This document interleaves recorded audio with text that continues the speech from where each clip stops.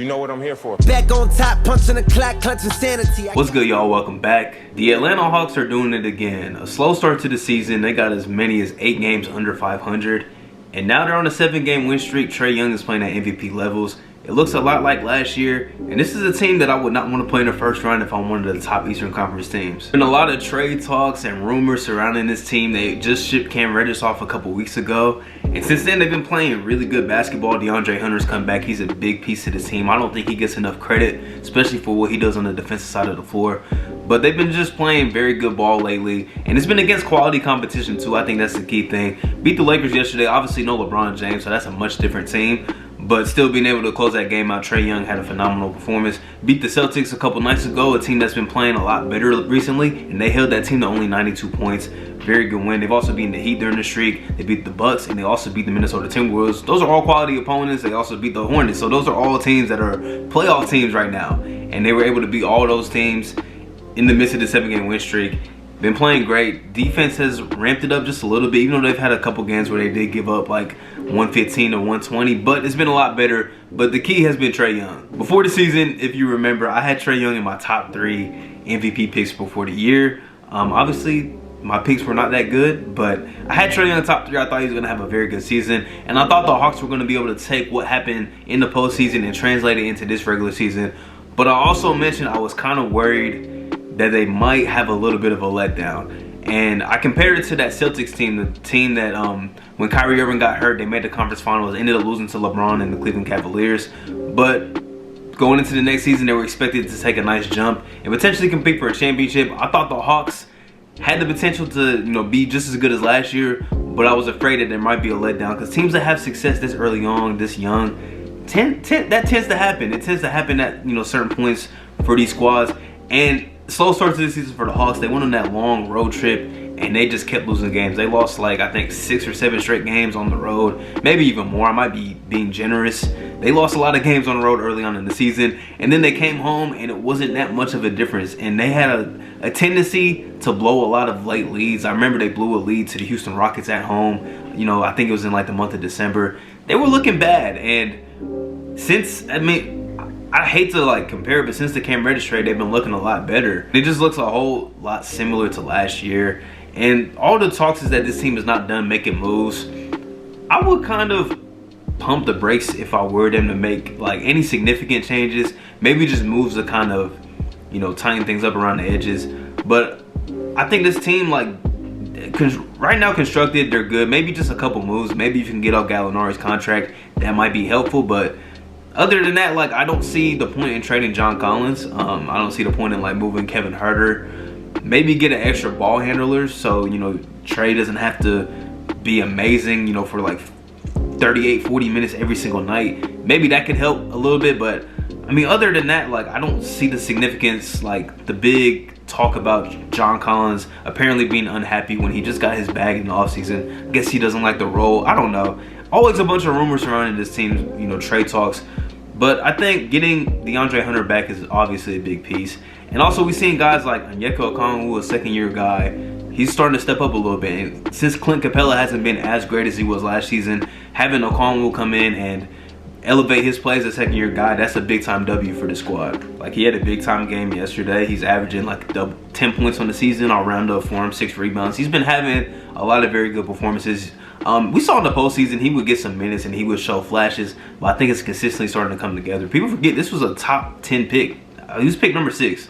People forget that, ahead of some guys like Tyrese Halliburton was selected behind him. So the team, they were pretty high on him, and it was a little bit of a slow start his rookie year, but he's starting to come along very well. Been a very good, impactful player. Trae Young has just been killing since the start of the season. October was a little slow for him, and since then he's just slowly ramped it up. Here's his numbers per month. November he averaged 27, December 30 points per game, January 28 points per game, and he's averaging 27 on the season. On career high splits, I think 45 from the field, 37% from 3, which is a career high for him. He's hooping, man. His confidence looks like it's through the roof.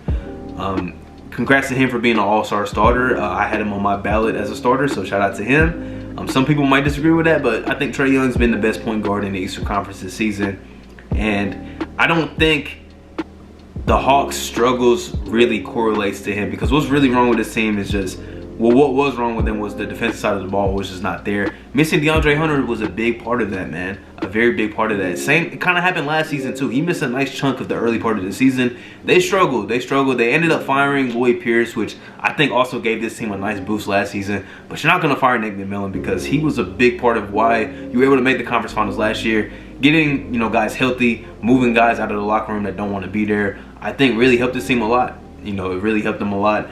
And man, like I said, like when I look at the Eastern Conference standings, if I'm one of those top teams that's like, 1 or 2 seed, and I might have to play this team in the first round, because the Hawks right now sitting at the 10 seed, I don't think they might just be destined to be a play-in team, honestly, just the way that the Eastern Conference is shaping out right now.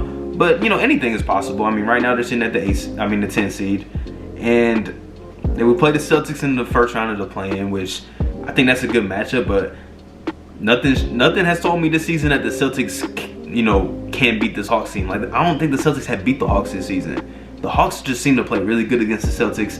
So there's nothing telling me that the Hawks can't pull that game out. And then you would have to play against the Hornets and the Raptors, and you have playoff experience over both of those teams. And you would have the best player going into those 2 matchups too, which I think is a big key for playing situations. Now, winning 2 games is tough to get in, but we've seen a team like the Grizzlies do it last year. And look, right now the top of the East is very jumbled. 6 teams are separated by 2.5 games. Look, if I'm the Heat, if I'm the Bulls, if I'm the Sixers, the Cavs, the Bucks, or the Nets, I don't want to see the Atlanta Hawks first round.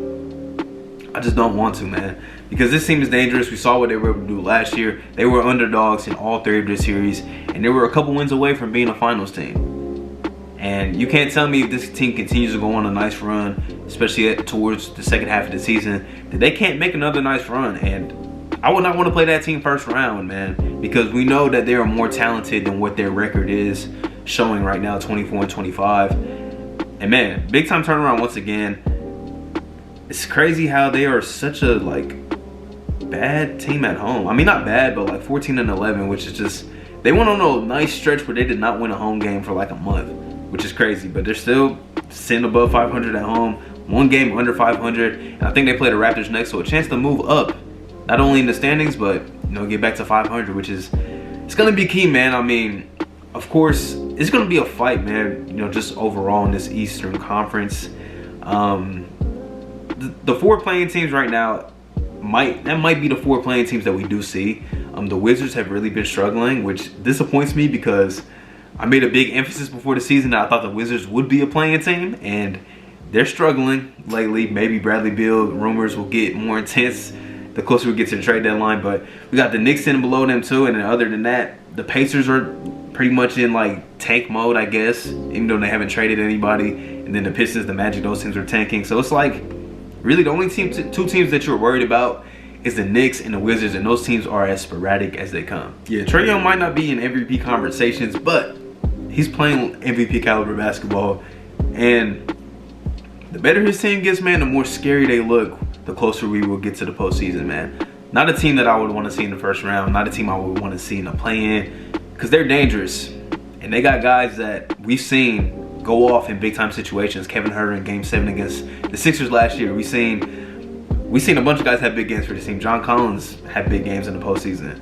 Not a team that I want to see, and they're led by Trae Young, who's playing the best basketball of his career. Oh, man, what y'all think about the Hawks? Do y'all think that they can get back to what they did last postseason? Maybe not conference finals, but do you think they could potentially win a series, depending on who they match up with in the first round? Because when I look at the top 6 seeds, whoever gets that 1 or 2 seed, the Hawks could give them a run for their money in the first round. That's just how I feel. Maybe it's recency bias because they're playing so well, but if they can continue this play and get more consistent come postseason time, depending on if they get in, that's a dangerous matchup. Off season. Let's work. Hey, plotting my escape this game.